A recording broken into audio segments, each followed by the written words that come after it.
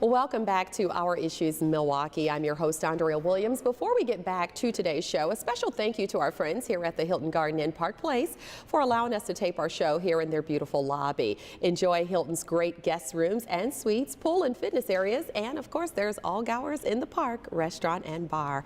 Our subject today is focused on incarceration. Joining us now is Wendel, Hruska, Executive Director of Project Return, and we're also being rejoined by Dr. Lois Quinn, who is the Senior Research Scientist at the UW-M School of Continuing Education Employment Training Institute. And we've been having a very interesting conversation today talking about mainly the fact that Wisconsin has the highest incarceration rate of African American males in the entire country. Not New York, not California, not even Chicago. It's Wisconsin. So you have an organization, Project Return, that basically is focused on helping individuals have some sort of direction once they are released from the prison system. Tell us more about it. Yes, Project Return is a 33-year-old nonprofit organization. We're located in the inner city of Milwaukee, and we exist to help men and women who have experienced incarceration with their reentry efforts. How that happens really depending on the client that comes to us, the individual that comes to us, what they're needing help with and how we can assist them.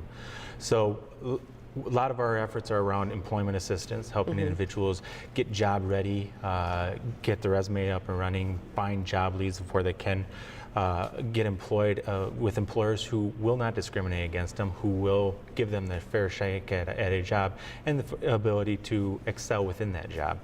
We also provide alcohol and drug abuse treatment and support programming at our office, which is facilitated by certified alcohol and drug abuse counselors on staff.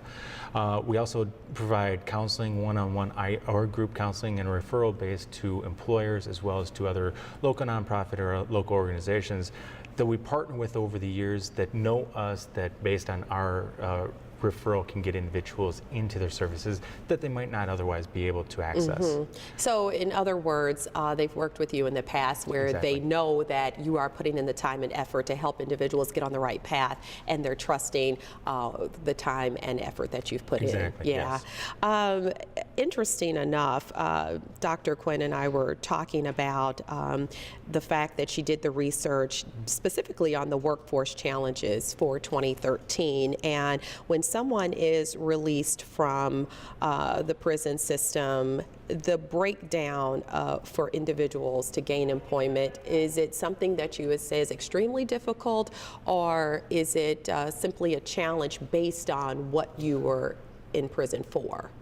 Well, it's extremely difficult for individuals, mainly because we have a mentality in the state of Wisconsin and in the United States of, you know, lock them up and throw away the key. You've done this. This is who you are. And unfortunately, so many of our clients that come into Project Return wear their felony on their sleeve. And what I mean by that is they can't get over it themselves. And when they can't get over it themselves, they go into and they sabotage and they just destroy themselves. It becomes a mentality. Yeah. And so they just destroy themselves within the interview process, so they'll never get hired. And then they kind of look at that and be like, see, it's because of that felony I'm not getting hired.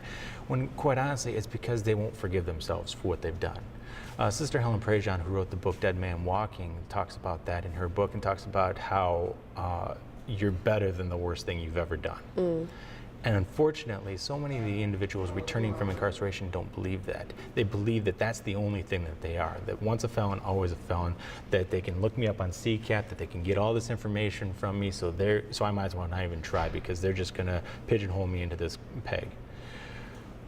What we're working on with the individuals is get them past that mentality and see themselves as a valued member of our society, as somebody who can contribute, somebody who's needed in our society. These are men and women. These are our fathers and mothers. These are wives and husbands. These are somebody's children, and they can do better than what they're doing right now. Unfortunately, what we've seen, and Dr. Quinn talked about this as well, is it's almost a rite of passage for especially young African American men in our society to go to prison. that's where you get your education, that's where you come up. Dad's been there, Grandpa's been there, sometimes great-grandpa's been there. And it's a sad, sorry state of affairs that we have in our state of Wisconsin, and we need to break that cycle.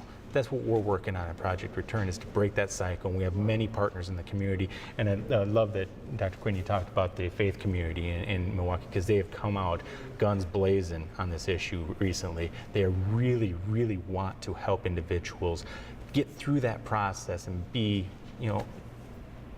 permanent members of our community, be positive members of our community. And that's good to know. As far as where most of the people who are affected live, Dr. Quinn, quickly you did pinpoint a ground zero here in Milwaukee, and it's zip code 53206 that has the largest number of African American males that have been put into the prison system. What is it that's going on in the inner city specifically that causes these numbers to exist? We pointed out that zip code because it really is saturated. I mean, you go down the street after street, and these are real addresses of men who are either still in prison or have been released. Most released. They live there because that's where they grew up. It's also poor people have to live in poor neighborhoods because that's where rent is affordable. The reality is, I mean, we focus a lot on that community because it is a community. There are 4,000 working parents who live in zip code 53206. I just looked at income tax returns. Many of them are working poor, but 4,000 working parents. It has one of the highest concentrations of working families too. There are a lot of people invested in that community. But it's been devastated, although it's not alone. If you look at a map of the north side of Milwaukee and large portions of the south side, it's sobering. Just concentration block after block. Where most of our families with children in poverty live, that's also where most of our ex-offenders live. They've got to be part of the community. They've got, their families depend on them. Their families have made do while they've been incarcerated and maybe put up with all kinds of stuff, but they need them. Absolutely. And that's the strength that we have to build on, and we need them too for the same reason. I want to mention, I don't want to leave out the fact that Wisconsin also has the highest rate of incarceration for Native Americans, which is 7.6%. That's 1 in 13 men. So it's a lot of things that we have to pay attention to, and for so many of us, we live our everyday lives, and that's not something that we have to pay attention to, but I thought it was important that we bring this to the forefront and really understand some of the issues that are taking place when it comes to this subject. Before we run out of time, you guys have something that's called Clean Slates that's taking place here in Milwaukee. Tell us a little bit more about that. Well, Clean Slate is another organization. It's relatively new, but it's an effort to get people to have their records expunged. And what that is it's an effort to get people who have served their time incarcerated, served their time on probation and parole, and not recommitted any felonies, not had any issues with that, to get their record cleaned out. So that if somebody gets on to CCAP or does a CIB or a background check, that felony that happened maybe 20, 30 years ago is no longer there and things. So that's not something that's going to prevent the individual from being able to succeed and get to where they want to go with in life. It's a difficult process these days especially, but it's not an impossibility. And we work with getting individuals into Clean Slate who fit their criteria, who can be helped with what they're trying to do.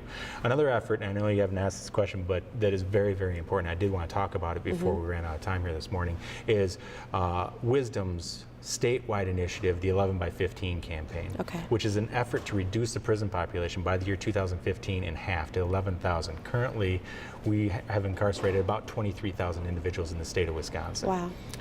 We're running way over capacity for the prison system but we have all of Wisconsin residents in Wisconsin. We're not shipping them to for-profit prisons throughout the nation.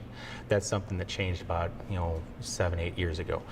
The 11 by 15 campaign is trying to get individuals who are nonviolent, low-risk offenders into treatment alternative diversionary programs, into programs where individuals can be successful, into drug and alcohol treatment programs, day reporting center programs, things of that nature that can get the individuals the help and the accountability that they need to be successful in the reentry and stuff. Wow. Also, and a key aspect of the 11 by 15 campaign is that those African American men who have been incarcerated, as well as other groups of people, have a voice and are the purveying voice in the movement. Wow. They are needed when we talk to legislators in Madison, because so many people don't understand what an individual goes through when they're incarcerated, and it is key that they are the forefront.